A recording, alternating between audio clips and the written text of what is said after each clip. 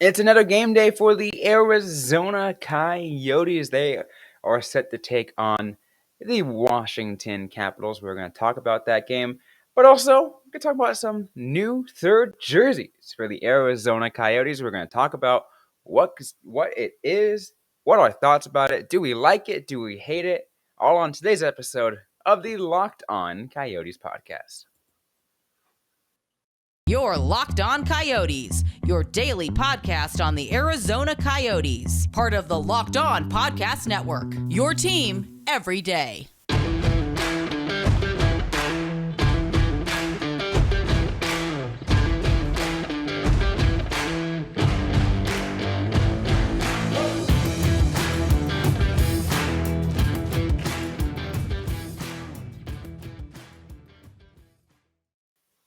Welcome, everyone, to today's episode of the Locked On Coyotes podcast, brought to you by Bet Online. I'm Robyn Leonio. That's Carl Pavlik right beside me. On this episode, I want to thank everyone for making this show your first listen every day. We are free and available on all platforms, including on YouTube. We got a great show for you guys on today's episode. We're talking a preview Arizona Coyotes versus Washington Capitals, as well as talk about third jerseys for the Arizona Coyotes. And what a good way to probably get things started off, because it was announced yesterday, Carl, as you know, at the time, yesterday, the time most of people were listening to this today, that when we're recording this, the third jerseys come out for the Arizona Coyotes, and before we put it up, I'm just gonna say I'm not a huge fan. I just think it was really funny that I brought up the third jerseys on yesterday's episode. I didn't know that it was dropping. We weren't aware of that. It was just there was quite a few leaks, and I figured it'd come out eventually. Seeing it in person, I like it a little bit more than I did. It was always going to be an uphill battle for me. I mentioned I don't like the text logo jerseys. So like that part was always going to draw me, but I think the rest of it's pretty solid. I think I would like a little bit more color, but you're going to get that with the full uniform. Yeah, we're going to go ahead and bring it up, and I'm going to show everybody right here. And I'll be real with you. Like, yes, you're right. I am with you that it does look better than what I had initially thought it was going to be. That leaked images kind of didn't do any justice, because, like you were saying on yesterday's episode, it only kind of, and it's blurry photo, or it's pixelated, so you can't really see the full details. I think it was like wrapped up in like the plastic that it's shipped in, so it's folded. You can't really tell that. But I will say, to me, it feels a little unfinished. I think that Kachina design on the arm and the torso, it feels a little unfinished to me. I like that they did that. I like that they tried to keep with the Kachina. I kind of do like the script idea. I think it could have probably been done better, but I'd put it this way: I don't hate it, but I don't love it. Yeah. One thing that I want to point out is that the Coyotes have just had some really good jerseys in their history. Mm-hmm. Like it was always going to be tough. Like I think the ones that are considered the worst, you have the green original third jersey, which has gotten a bit of retro is based off of. Yeah. The reverse retro changed the color green, and everyone's like, oh, it's a phenomenal jersey. They just made it the ugliest color imaginable. And then there's the running Coyote third jersey. And those are kind of like the two ones that people are most contested with. So like everyone else loves kind of like the Kachina jersey, especially the past couple of years. And the Howland Coyote jersey, I've always heard like good things about it, depending on the bottom trim, which seems to be a sticking point for some people. So this jersey was always going to have a lot to live up to.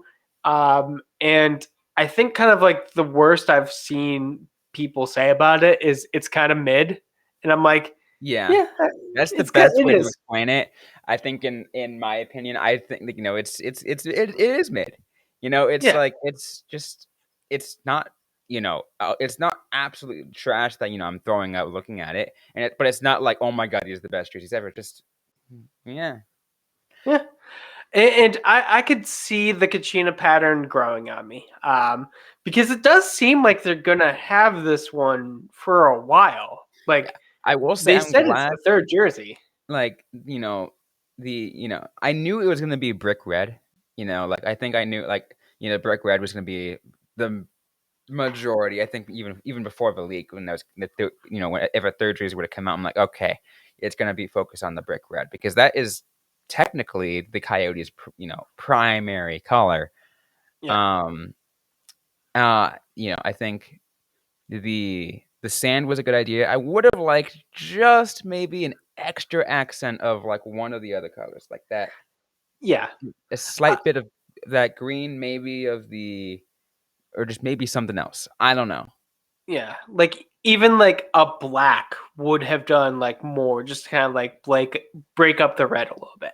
I will agree on that. It is definitely a jersey where I'm like, you're close. I don't think that it's a major miss. I think it is a miss though. I described it on Twitter as a C plus, and I would maybe bump that up to a B minus, I'm around because that C plus range right now. yeah, and I do think it is potentially going to look better, like as a full, like on the ice being skated in, but that is also potentially a knock against it.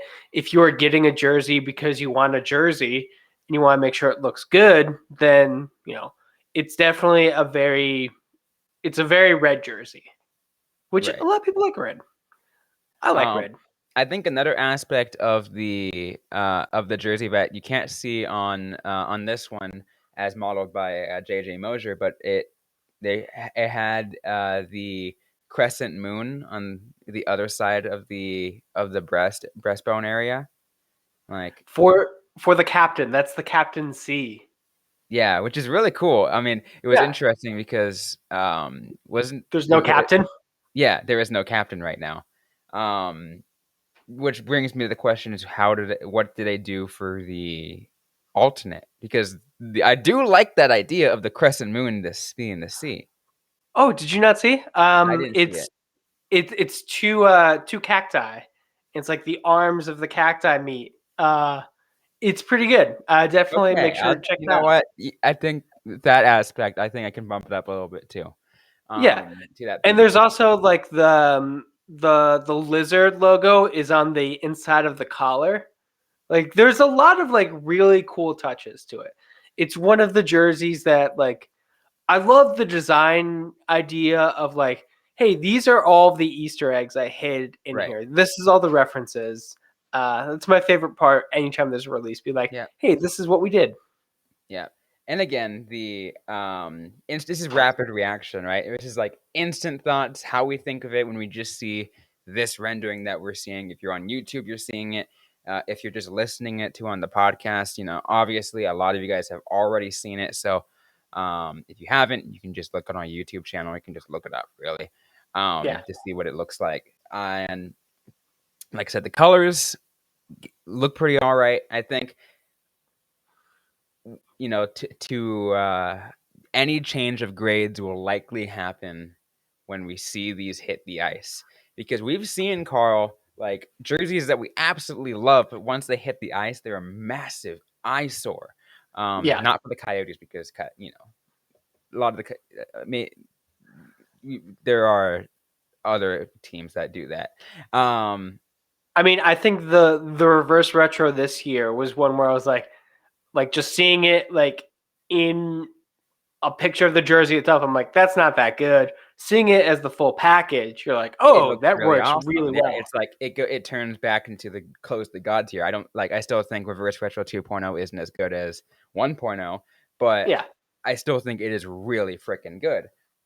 This is, like you and I have described, as mid. But when we see it on the ice, we could change our mind and be like, you know what? These look pretty cool. yeah. And I mean, it's still for me a passing grade. If you were going to make a like a jersey that just says Arizona, I think this is the best that I could expect from you. Which, again, it's a type of jersey I do not like. I do not like that style in general.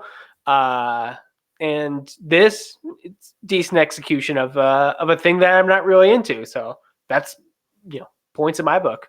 Yep. One last question I'll put up before we go on to our game preview is now that this is the official third jersey, are there any thoughts that you have about the Howling Coyote one essentially being phased out? Because you have the home and away in Kachina, you have the reverse retro 2.0s, and you got these now. I mean, I feel like they should definitely. They clearly do not want to do the Howling Coyote as much. I think it's good. I think in like 10 to 15 years, people are going to be super nostalgic for that because that was the Coyotes logo for the longest time. Right. I think people who started watching when I started watching, that is the primary logo. And the Kachina, like, I love that the Coyotes are getting back in touch with their history, but there's going to be that desire to reconnect with their history again in a couple of years. And I think that's when the Howling Coyote is going to be big. Or maybe they could do something with the Reverse Retro 3. Like, Reverse why not? retro 3.0, maybe bring the Howling Coyote, make the what would they do? Like sand or black as the primary color? Yeah.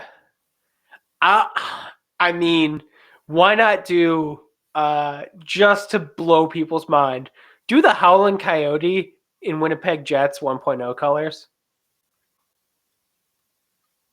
I love it. I love it. Because That will ultimate troll. I love it. yeah, but just like have like a white Howling Coyotes jersey with like basically a palette swap with Jets 1.0. Like I think that'd look cool. I love the Howling Coyote logo. I like the Running Coyote third jersey. So like I would love to see them stay with the franchise.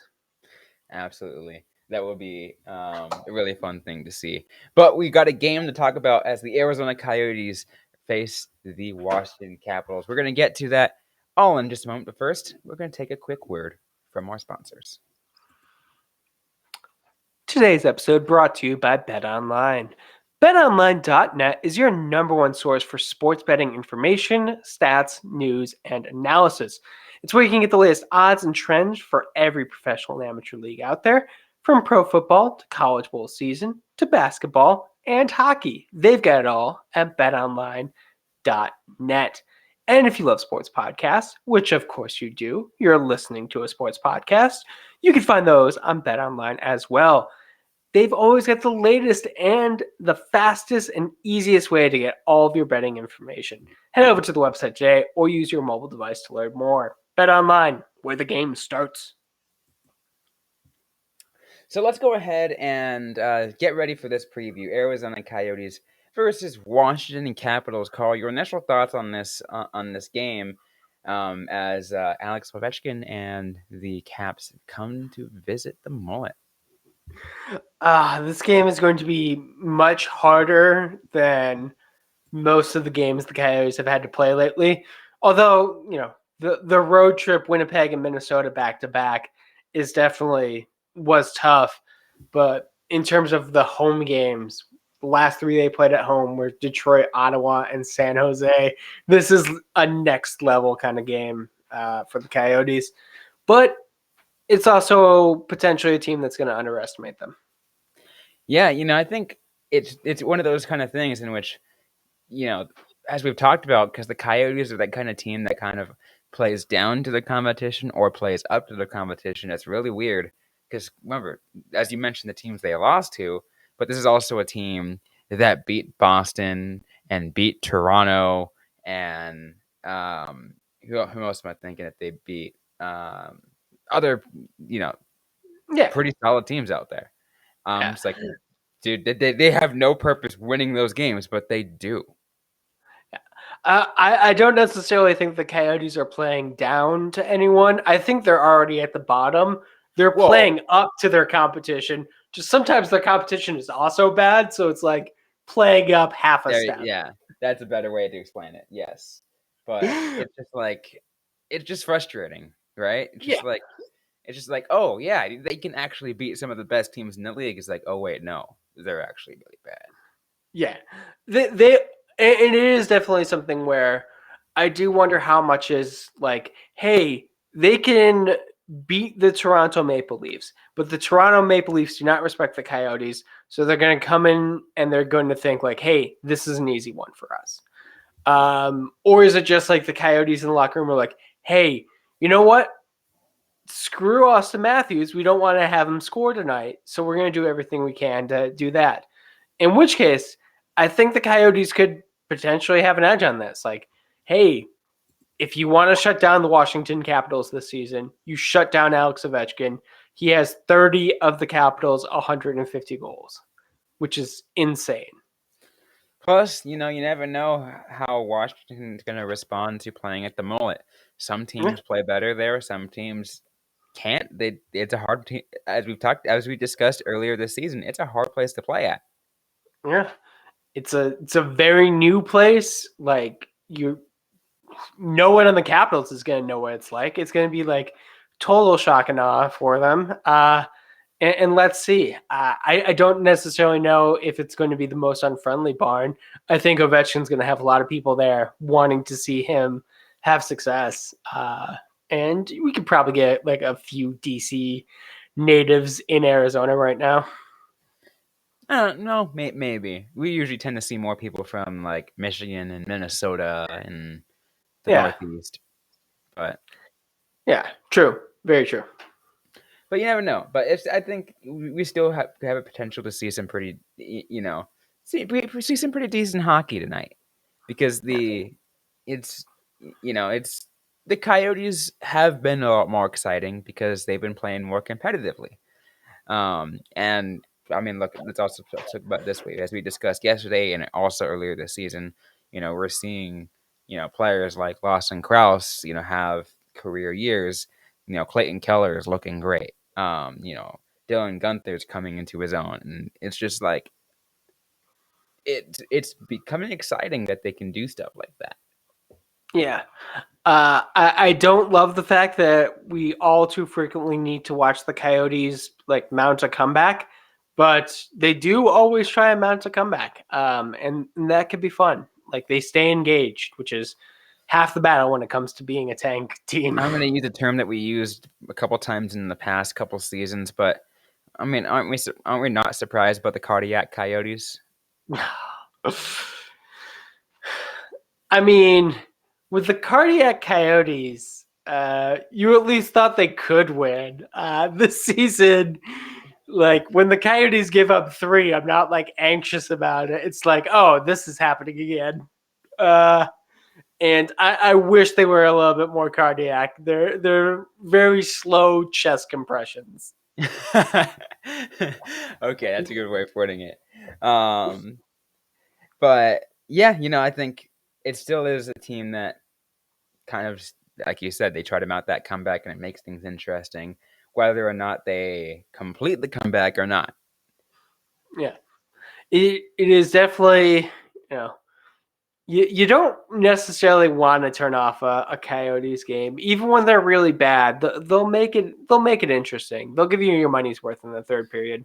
I mean, let's put it this way: on the game earlier this week against the Red Wings, when the Red Wings went up 3-1, I was just like, it was like in the third period, I was like, and especially 2 goals in 1 minute, and I was just like, yeah, that kind of might be a beater right there. I think they might do it, and then Coyotes score 2 goals in 70 seconds, and I'm just like, what is happening? Like, yeah, I'm sorry. yeah. Can someone explain to me why they're just? It was so weird. I'm just like, so yeah, just they're a team that's like, if you're watching it, you just don't want to tune out. You can maybe keep it as background noise if it gets to something, and then you can just pay attention. It's like, oh wait, I can actually pay attention. Just don't turn it off. Yeah. Like maybe like half mute it, and then like if it seems like they're getting that flow, like definitely tune in, because the problem is they don't necessarily have the finish. So they're going to keep trying for those goals. And against the Red Wings, it was great to see them get the goals.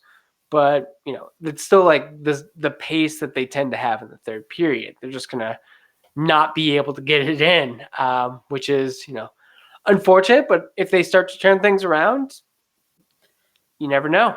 And let's also remember that is the Red Wings, and tonight is the Capitals. Two completely different teams. Yes. Definitely. I mean, yeah. Yeah, they very much are. They are not exactly comparable. But, who knows what that is going to mean. Yeah. Who And knows? some familiar faces, too. Oh yeah, and we'll get to that and talk about some predictions in a little bit. And we do have to take a quick break to get a quick word from our sponsors on the show. And are you guys looking for a delicious treat but don't want all the fat and calories? Then you absolutely have to try a Built Bar. We just got through the holidays, and I know my goal is to eat a little bit healthier this year. Like I eat out way too many times, and like a lot of it is just processed junk food. And I'm looking to eat healthier. But I don't want to compensate. I don't want to compromise. Taste because I just love sweets. I just love all that kind of stuff. So I'm going to go ahead and turn to Built Bar because with Built they're healthy and tasty. Seriously, they're so delicious. They taste actually like a candy bar. So that's perfect for that New Year's resolution. What makes Built Bar so good? Well, for starters, they are covered in 100% real chocolate. That's right, real chocolate.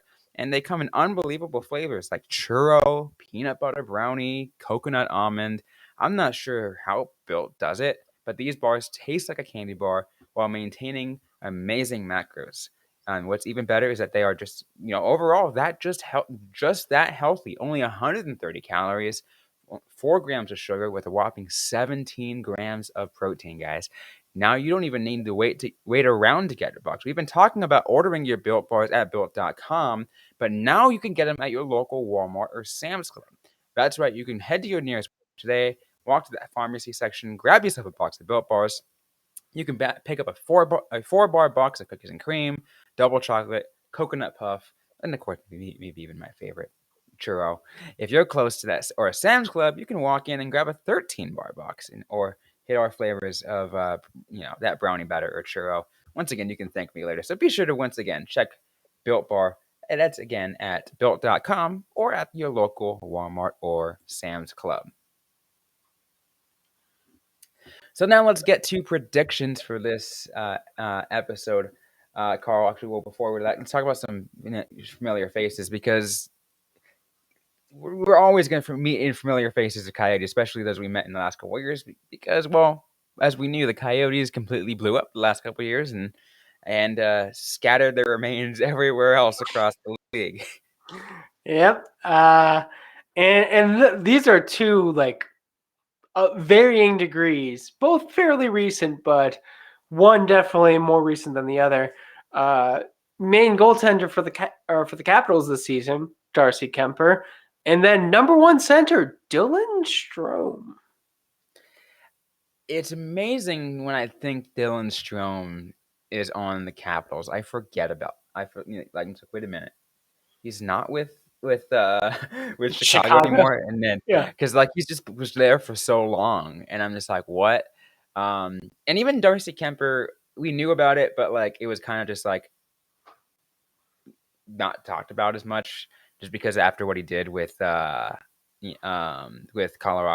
just Yeah. oh, that's right, he's there too. So it's a little bit of a shock, but also just that's right, yeah. I mean, Kemper gets his ring, and you're just like, good for you, nice. I kind of wonder what your career is going to be like, but he seems to be doing well. The thing that always stood out to me is just kind of how the Blackhawks just let Strome go. They didn't try and resign him. They didn't trade away his rights. He just kind of walked, and you're like, it seems like he was doing pretty good, and he's bounced back. He's playing with Ovechkin, so seems like he landed on his feet. I don't know. It's just kind of a weird situation. I mean, maybe something like Strome just needed another change of scenery because maybe he just wasn't vibing with Chicago's lines or Or the Chicago just went all in on the tank. that Because too. they Yeah, definitely Chicago went also all in going on the all in the tank. tank. They're like, you know what? Like we Strome, we like you, but we think down the road we probably won't afford you. We just don't really care. So just go sign up wherever you want. We don't care. Yeah. It's like, Strome, I know you would fit with like a decent retooling age-wise. You're only 25. Depends on how long Chicago thinks their rebuild's going to be. But I don't know. Like, it seems like the Coyotes were the team to beat in terms of worst team, and the Blackhawks said, "Hold my beer." Yeah, they absolutely did. They have been a absolutely dumpster fire of a team. Yet they beat Arizona earlier this year. So Yeah. What are you gonna do? But this game, what do you think the score is going to be? well, before we get to that score, let's go ahead and take a look at our Bet Online odds of the game because we always love to take a look at those odds because that's what we do here at the Locked On Coyotes podcast. Arizona Coyotes are 1.5 underdogs at minus 155 with the money line at plus 175 for Arizona. With the total points is 6 even. 6 even.